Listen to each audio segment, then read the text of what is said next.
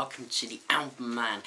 And finally I've got off my arse and I'm making a video. Yes, I know I've been quite slow recently, but you know, just been busy, not well as well, so time to get back into this. And I really wanted to cover something a bit different in a way, because, well, it's not an album you might necessarily think I would cover, or a band you might think I would enjoy. And this, of course, is the Pretty Reckless's Going to Hell. Now, I mean, every music fan, whether you're a hardcore black metal fan or listen exclusively to avant-garde jazz fusion, you're going to have your guilty pleasures. And now some dispute this term, saying, well, you shouldn't be guilty for what you like, you know, like what you like. There's nothing wrong with it, which of course is true, but I simply use it as a term for things that I'm certainly not going to start a conversation with. If I start talking to a fellow metal rock fan, I'm not going to say, oh yeah, I love the Pretty Reckless, what an awesome band they are. No, I'm far more likely to talk about, you know, cooler metal bands I like, about Metallica, Megadeth, Mastodon, whatever, things like that. Not the Pretty Reckless, because, well, you know, they're a pop rock band with a controversial lead singer. But still, the 2010 release, Light Me Up, I found to be one of the best mainstream commercial rock albums of the last few years. Great fun, fantastic choruses, some okay guitar riffs, and mainly, though, driven, of course, by the controversial frontwoman Taylor Momsen and her powerful vocals. Now, Taylor Momsen, I'm sure you know, the ex-Gossip Gal, and was also in The Grinch. And she loves to spark some controversy by showing herself with a fairly apparent lack of clothing, or revealing a little too much skin at concerts. But I still don't quite get why people term this controversy. I don't think it's anything to get startled or offended or bothered by. Until she eats a newborn child, I can't say I'm going to be shocked. And, you know, I found it all to be quite a clever publicity stunt, but also very attention-seeking at the same time. But I think if you look behind all of that, she does possess some quite genuine talent. Now, this album only has a 44 on Metacritic currently. I'm going to jump to its defence and tell you why I believe this is pop done properly and done well. Now, unfortunately though, the album does start with one of my biggest gripes. Now, I was saying before about how sort of attention-seeking, and the Follow Me Down, well, it's a fantastic song, it really is.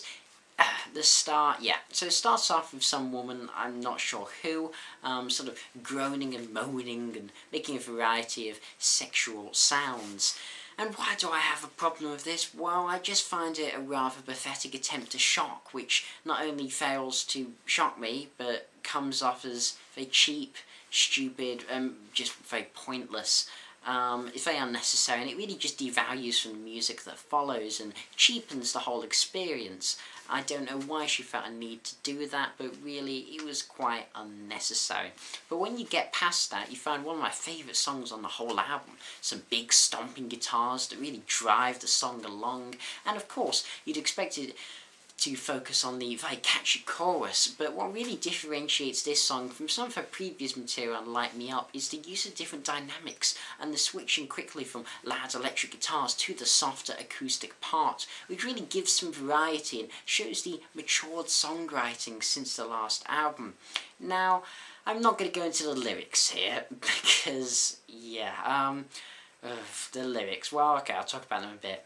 Let's just say the chorus may or may not use quite a lot of euphemism. Yeah, I mean, it says, follow me down to the river, follow me down through the trees. Yep, yeah, that means exactly that. Yeah, and this is not an old euphemism, it's been used for a long, long time. Even in some Victorian poetry you come across those same type of euphemisms, but still, you know. So let's move on to Going to Hell, the title track. And this is a pretty straightforward rock song, and really the natural single to this album. There's not groundbreaking, revolutionary, she's not going to bring out a Mellotron halfway through and jam on that for 5 minutes before the sitar and tambura solo come out, no. But if you take this for what it is, you find it to be fun, mindless rock, and what makes it really is Taylor's voice. I have to say, I do genuinely think she has a very powerful, strong voice. It really is the band's biggest asset. And the lyrics here, she seems to love this sort of father, Catholic, religious vibe. It was on Going Down on Light Me Up as well. And yeah, So, you know, it's a good song, definitely going to hell. And then Heaven Knows. Now this has that sort of 80s, big, almost sort of arena rock feel to it. I can imagine Joan Jett doing something like this. Yeah, it has that very constant drum beat before Momsen's voice comes over the top, and after she sings a line we get some gang vocals coming with the foot stomping, hand clapping vibe to it. You can tell that this song was definitely written with a live audience in mind, and would work very well, I think, in that environment. I mean, it still works on the album very well, I think. This is definitely one of the best tracks on the album. Just that, yeah, as I said, the chorus has a giant arena filling vibe to it, and I really think that's one of the biggest strengths of it. And yeah, the interplay between Taylor and the gang vocals does the job in creating that grandiose effect. And nice guitar work as well from Ben Phillips, who I can't say is a wonderful guitarist, but we'll get onto him a little bit more later on. He's merely competent, in my opinion, on both of these albums, and okay, I was supposed to talk about him now, but he really hasn't done much to impress me. I find him a very middle-of-the-road guitarist. Yes, some of his riffs are decent, but he's quite a limited play. His guitar solos at times can be downright pathetic, and I don't know whether that's just he's not getting a chance to shine, or he's just not actually that good. But yeah, I've never been too impressed by him. Now, House on the Hill. Now, this is widely considered to be one of the best songs on the album, and I have to agree. It's a very well executed power ballad, and you may know I do like a good power ballad. I think there's nothing wrong with a good old power ballad. I love some of those cheesy 80s power ballads, definitely. You know, chill out to a bit of Cinderella, or even that type of stuff. I love that type of really cheesy power ballads. It's just a good bit of fun. And yeah, I was saying, and some decent lyrics really helped to propel this song. Again, though, it's Taylor's very powerful vocal performance. Her voice is really showcased on here, and the range of her voice as well. It's predominantly acoustic with some orchestration in the chorus, and that really just helps to add it to an extra level. A really lovely, very well executed power ballad, and how a sort of a pop-orientated rock song should be. I think, yeah, very good. And Sweet Things, this is quite a surprising song. It's probably the most interesting on the album, because it gets pretty heavy. I mean, not Carcass Behemoth heavy, but for the Pretty Reckless, pretty damn heavy. And also features a male vocalist, who I assume is Ben Phillips, honestly. I figure I recognise his voice from, because I know he sung backing on Light Me Up as well, and backing here as well. And this is a bit about paedophile. Now, some people have, there's been mixed reactions to the lyric or content here. Some people have found it a little creepy, just maybe not disturbing, but just a little off-putting, maybe the whole paedophilia vibe to it. Well, I wouldn't really call it paedophilia vibe, that's probably the wrong way of phrasing, but the lyrical content about that topic, let's just put it that way. I personally find it quite interesting. I have no problems with it. I don't think it comes across as crass or offensive here. I think it's tackled in, yeah, you know, it's a tough subject to tackle, it definitely is, and to make it tasteful, not crass, is something I think Taylor manages to achieve here.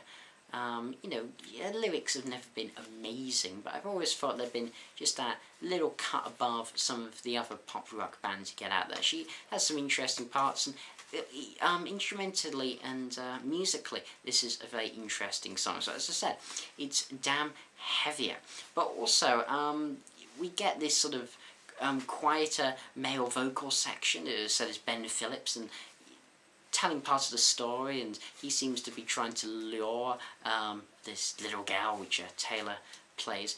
But the best part, I think, is about 3.5 minutes through, we see Taylor screaming in a more metal way than you'd expect from this band, and it works pretty well. I mean, it's more the sort of metalcore, maybe, style screaming, but not quite. But I think it works very well. It's very interesting. You really don't see that coming. I did not see that a mile off.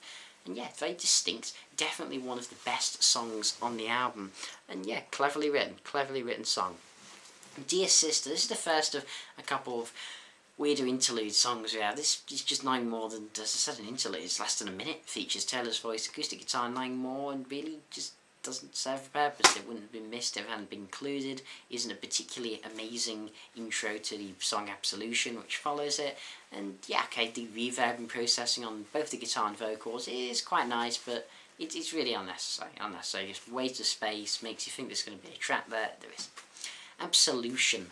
Again, I think I'm getting some of those sort of Catholic vibes from it.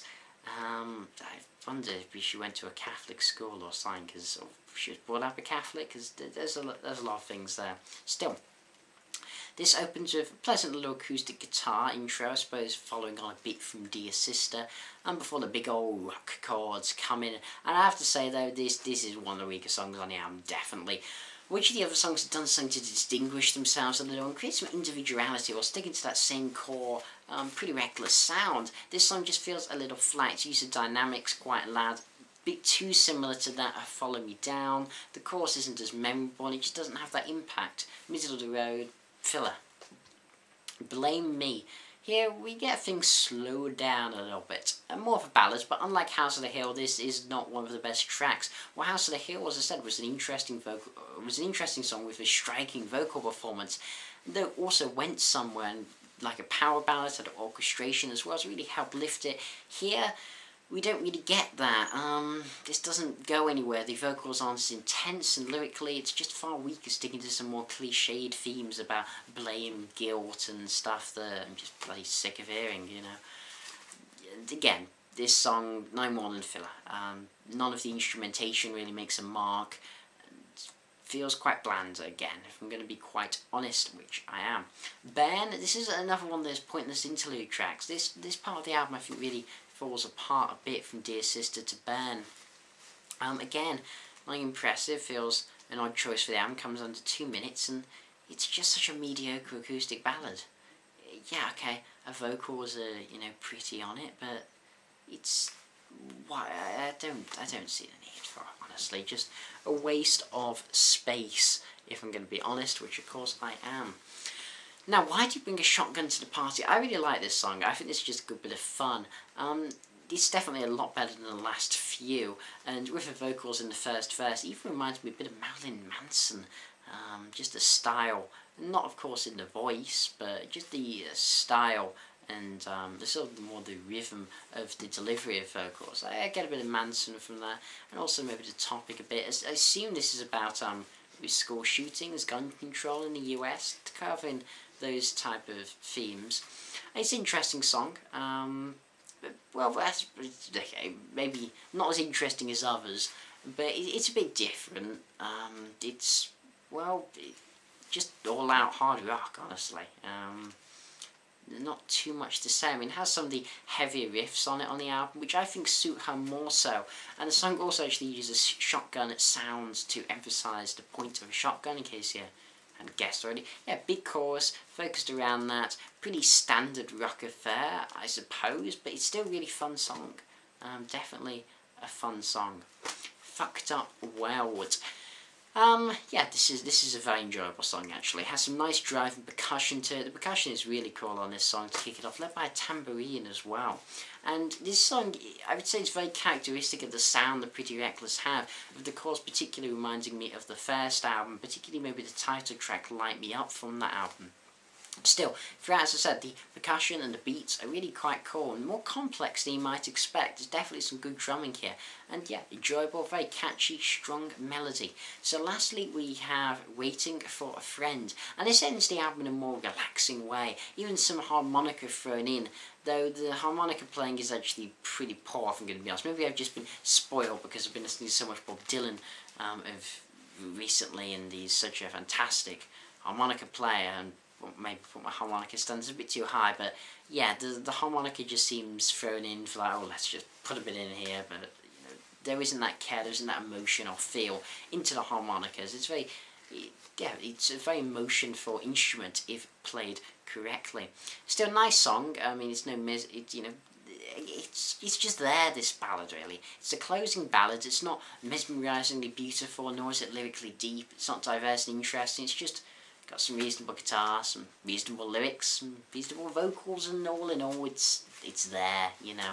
So I do think this album really falls apart during the second half, but still overall, well, I don't know if I enjoyed it as much as Light Me Up, and I think that's not more to do with this album's content, why I maybe prefer Light Me Up, but just to do with when Light Me Up came out in what, 2010 maybe, 2010. I mean, my musical tastes have matured and changed a lot in those past 4 years. I found this type of pop rock not as satisfying as I once would have done. That doesn't mean I don't enjoy aspects of this album, I really do. I've always said from day one of this channel that I'm a sucker for a good chorus and a well done pop song. And playing tracks like Heaven Knows and House on a Hill, which I have played quite a few times just because I enjoy them, they're fun songs. And as an album, I'm not sure this is something I'm often going to revisit. It might be if I'm in the mood for an upbeat party rockin' fun, but I don't know, I don't tend to be in that mood, honestly. And my main complaint, aside from the ones I've mentioned before, is the musicianship.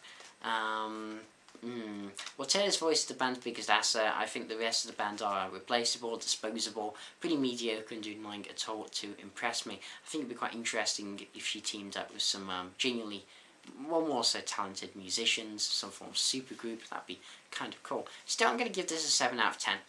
It's a really solid pop rock album, definitely some enjoyable things to this. If you like this type of pop rock, you like more of a commercial sound, then you'll probably really enjoy this album. There's definitely more to it than, I'd say, the average, commercial rock album that you come across on Kerrang or that type of crap.